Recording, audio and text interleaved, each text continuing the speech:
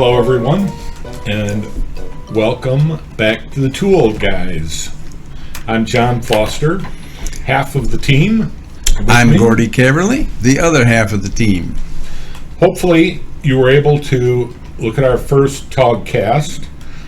It was basically a picture of us with an audio feed. At that time we weren't sure exactly what direction we were going to go with the TOGcasts. We have decided, though, to move beyond the podcast, get into vlogging, and soon, when we get enough courage, we'll move into video streaming live. This is TOGcast 2. Yes, and a lot of reasons for pre-recording most of our first 3,000 sessions, probably because of personal and business safety. Neither John or I have been too opposed to saying what we feel, but we don't necessarily want everybody to hear everything that we say and feel, because that's not what this podcast is about. This is about sure what... I'm quick enough to be on the button. That's right, yeah. He's broke 3 fingers on the button when I'm talking anyway. So we're excited about being here, and we're looking forward to a very rewarding trip down this memory lane for both of us, and hopefully we can meet new friends and find new reasons to be a player in the field and offer up a chance for you and your opinions and your facts to be brought to the table and published. We have a lot of topics that we intend to bring to the table.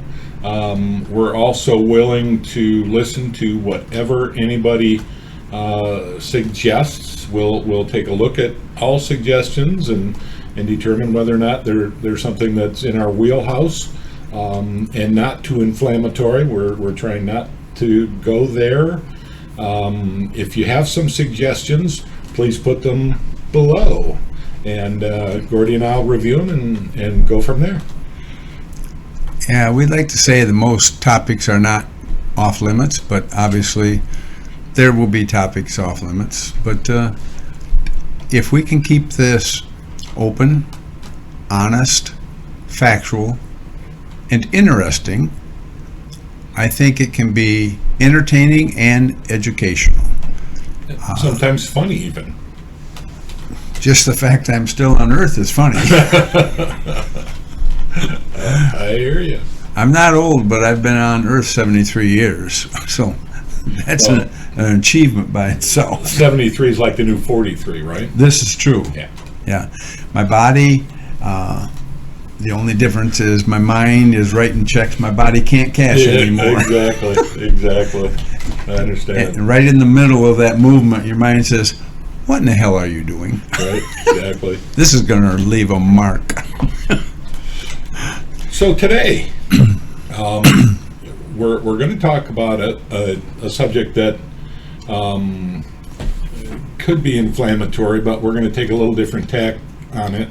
We're going to talk about the executive order here in Michigan to wear a mask. And I do realize that Michigan is not the only state that's an issue with. That's something that many states have mandated, and in many cases people say common sense would mandate it.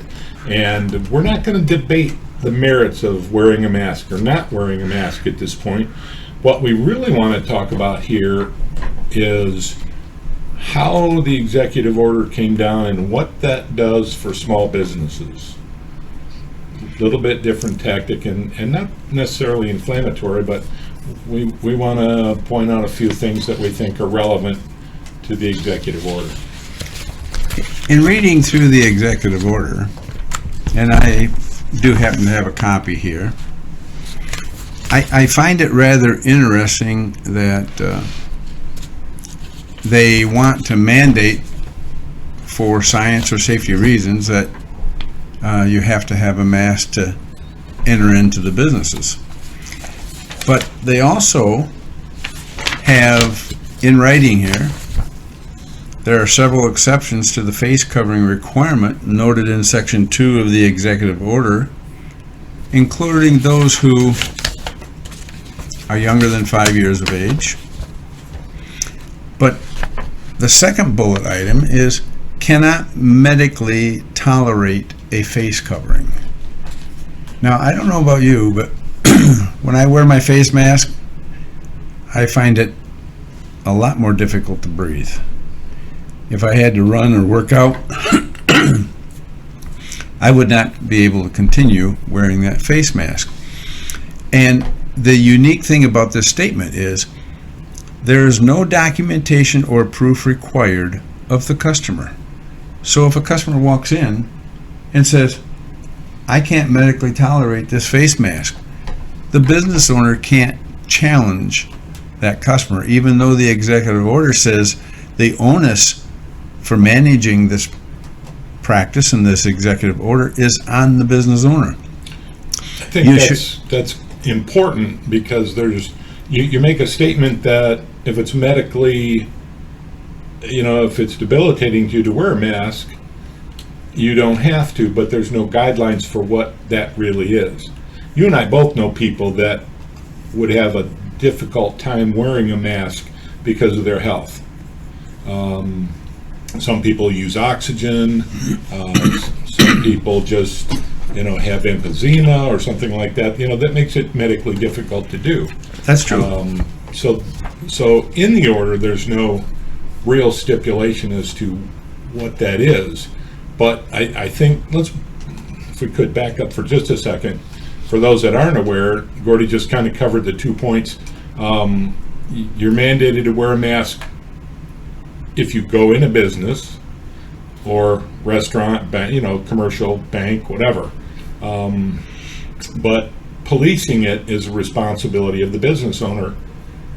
And there have been incidents where that's been a little difficult for business owners. Well, yeah, not only that, but the EO goes on and says, the business owner should establish a policy regarding, if anything, what you wish to require outside the verbal notification of a customer. In other words, the business owner has to decide if the customer says, I'm not going to wear a mask, what's the business owner going to do? Right. They do recommend that you have no physical encounters or anything like that. But also keep in mind that the ADA does not allow a business to require an individual to disclose their disability. Correct. So you've got an executive order to wear a mask. Inside a restaurant, you wear the mask in the restaurant, but you can sit in the restaurant and not wear the mask. You can remove it while you're eating. While you're eating. Yep. But if you get up and go to the bathroom, you got to put the mask on. In theory, that's true. So I try to put myself in the governor's position. What would I do here? I'd like to think I'd do something different, but maybe not. I might, after given all the science and all the evidence, I might have went down the same path. Well, put yourself in the position of, you are in the position of a business owner, as am I. Yes.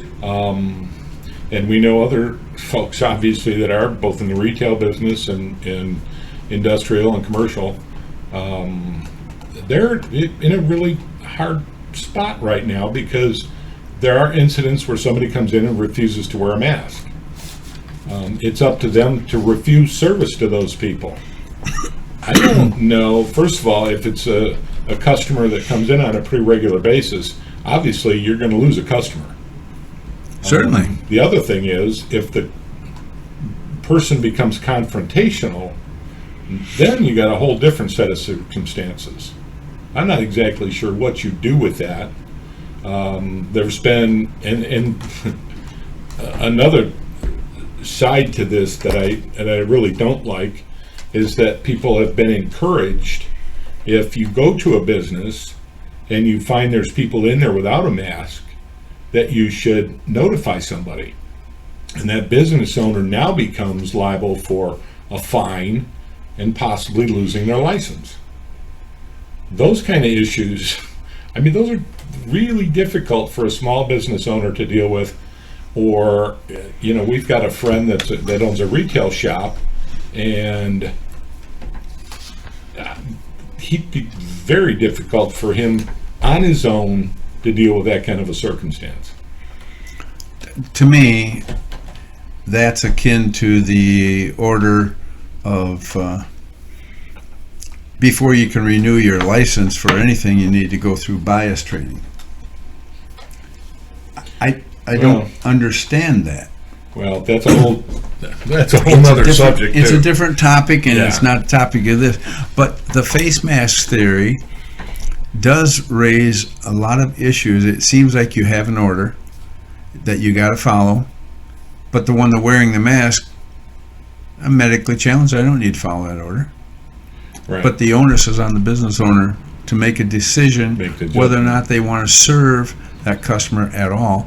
And in a period of time when most business owners are already strapped for businesses and customers, you're forcing them and you're putting them on the hot seat to become the one that is jeopardizing their business license and their business in general.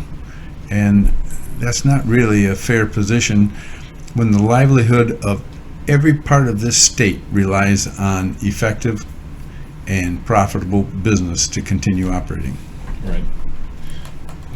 Especially in light of the fact that we had a lockdown for as long as we did, and then gradually came back into it, and many businesses didn't survive.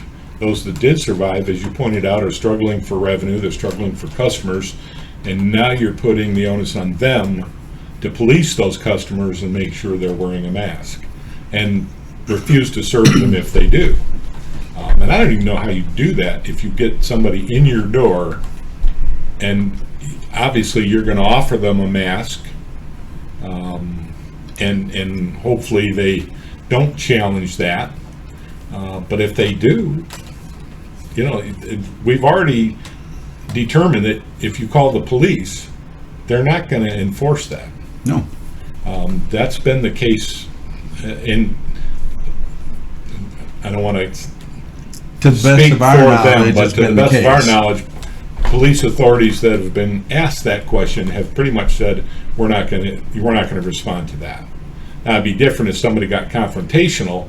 I'm sure they would respond to that. But, And there have been some confrontational situations already. oh, absolutely. Absolutely. You take a person that walks into a business, been coming into that business for 15, 20 years, and all of a sudden he can't come into that business. Right. Yeah, exactly. Without wearing a mask. Now, you would hope that most people that have been coming that long would take into account the fact that you are the business owner and you're making this request, and you've been a long-time loyal customer, and you would say, yeah, I'll do that because of our relationship. But that's not always the case. What are you talking about, Batman? You know just me. saying. I don't always make the PC correct decision. I know, but if you were a longtime customer of a local business, you would probably defer to their request to put on a mask. Yeah, the personal side of me naturally challenges this type of authority, but the business side of me is trying to understand the fact that if I have the respect I should have for the business owner and he's trying to adhere to the laws, the minimum I can do is wear a mask when I'm going in, and Right. when I get out, take it off. Yeah. I agree. I totally agree. And we'd really like to know your thoughts. Again, comments below. This is a topic that can be controversial. I think that it's something that's going to be debated back and forth, not just this part of the executive order, but the mask decision in general. But again, it's maybe worldwide. I was going to say countrywide, but it's pretty much worldwide. It has been accepted that wearing masks at some level helps. There's a lot of people that would debate that, and I'm not going to go there. I don't want to go there, but people are wearing masks all over the world, right or wrong. So, Yeah, well, I've got several analogies for that. I know you do. That's for another day. No, that would fit right in right here. Yeah, I'm sure. Where's the button? Where's that button? I have a Gordy button, but Yeah, it's out of reach at the moment. Well, it just reminded me of a cute little story about masks and stuff like that. And one neighbor walks to the other neighbor, and they're saying, like, I got a brand new mask to keep myself from getting COVID bugs. And the guy says, yeah, I'm building a chain link fence to keep mosquitoes out. Right. I mean, you think about the issue. Yeah. Everybody has their own stance, and Sure. we honestly don't know. No, I'm not a scientist. Not a scientist. I'm not a medical person. And you know something? I've seen so many scientific reports. They say masks have no effect at all. Then I see other scientific reports that say they do. Right. Everything comes down to who's paying the bill to write the report to prove what side of the issue. Right. It seems like it sometimes. Yeah, and you just don't know sometimes. No. Wouldn't it be nice to just say, this is nonpartisan, this is all facts, this is the way it is, and this is why it is. Right, and this is why we're going to do it. Yeah. Exactly. Well, and there's probably people out there that say that's how it's been presented. Yeah, yeah, exactly. This is probably as close to a nonpartisan issue as we get, because both sides are saying you should do it. And again, that's not something I want to debate, and we could debate it for days. Yeah, the only thing that would really make this any more nonpartisan if someone actually figured out how many Democrats versus Republicans died. From this Well, thing. that would, yeah. And that would become a partisan issue. Yes, clearly if there would. was more Democrats, It clearly would. Yeah. damn Republicans are killing us. Yeah, exactly, or vice versa. Yes. I agree. I totally agree. Oh my God. What we get ourselves into, it's amazing. Gordy, what have we got on the list for things that we might discuss in future?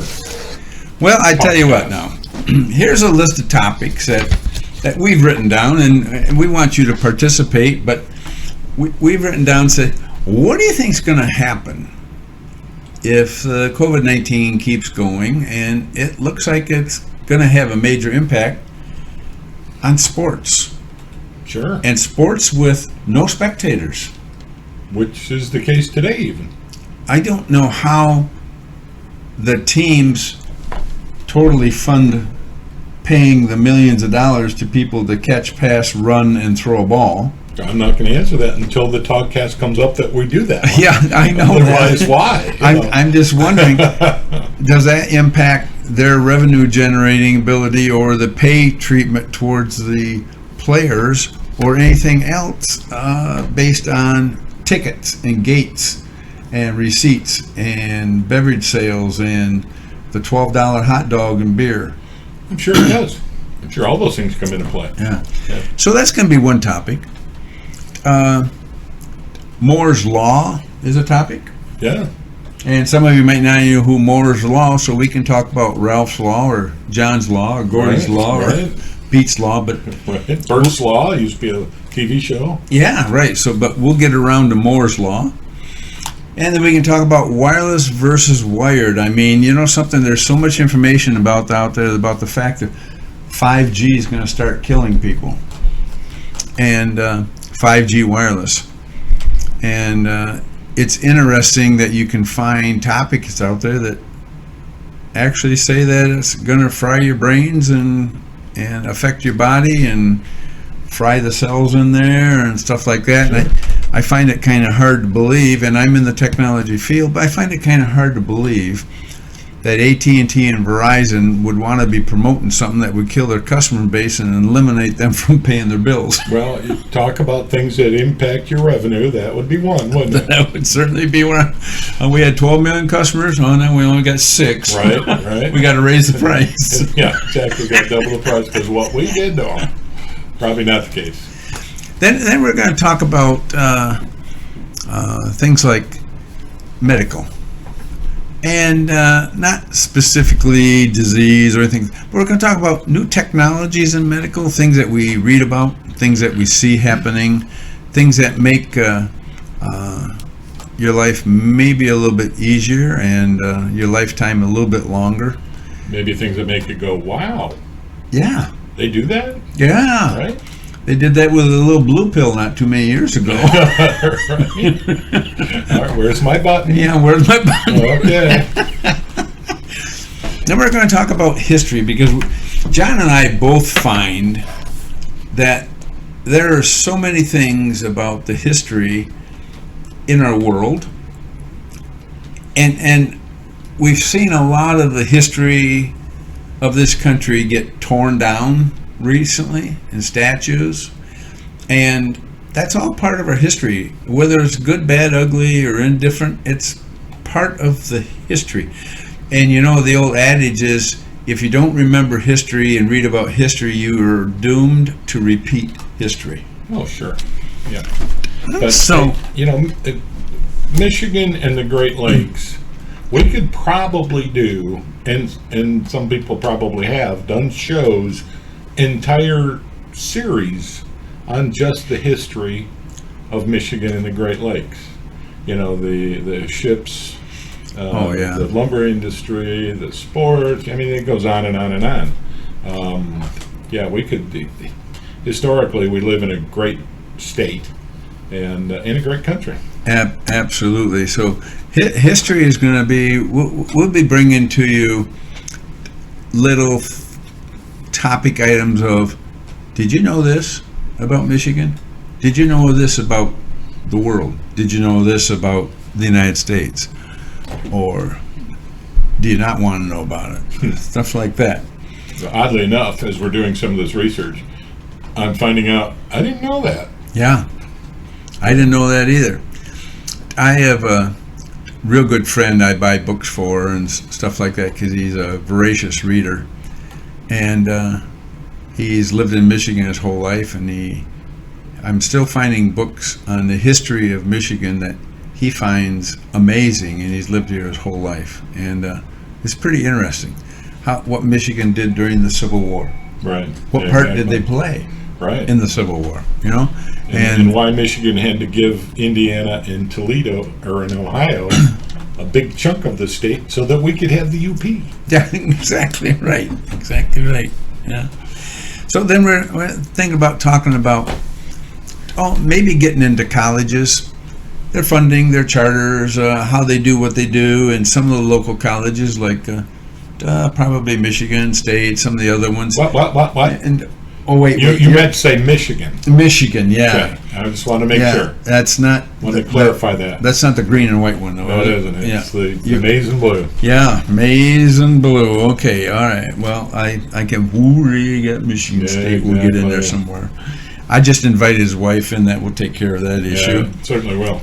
And probably one of the more staunch conservative colleges in the state would be Hillsdale College, and they certainly are proponents of the Constitution and the laws and what put this great country together. And no matter what side of the fence you are on, every liberty you have today has been because of that Constitution and the fact that we've defended it against all enemies.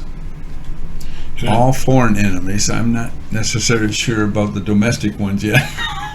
Well, and that's where's that button again? Right? Exactly, but that's another topic. Yes, we're going to talk about the Constitution, and I think we're going to try. I'm going to have the button in my hand because we're going to try and talk about the Constitution as a document and some of its meanings, without getting into some of the political aspects of it as they exist today. Correct? Correct. Okay, good. Whatever you say, John. Right. I will add my button. Okay. I'm going to have one specially installed that's going to be called an anti-button. And we're going to do interviews. So, and we're going to try and, as we get hopefully better or removed from this platform, we're going to invite some local well-known people to talk, maybe some comedians, maybe some news people, maybe some talking heads. If we can get good enough, maybe people like a Mike Rowe from Dirty Jobs. Oh, wouldn't that be cool? I just think he's a very cool dude that is down to earth and kind of like just tells it like it is. Yeah. He also, Mike does a little plug for Mike Rowe. He does a podcast that's also kind of one of those, did you know this kind of a thing? And it's easy listening. I like his work.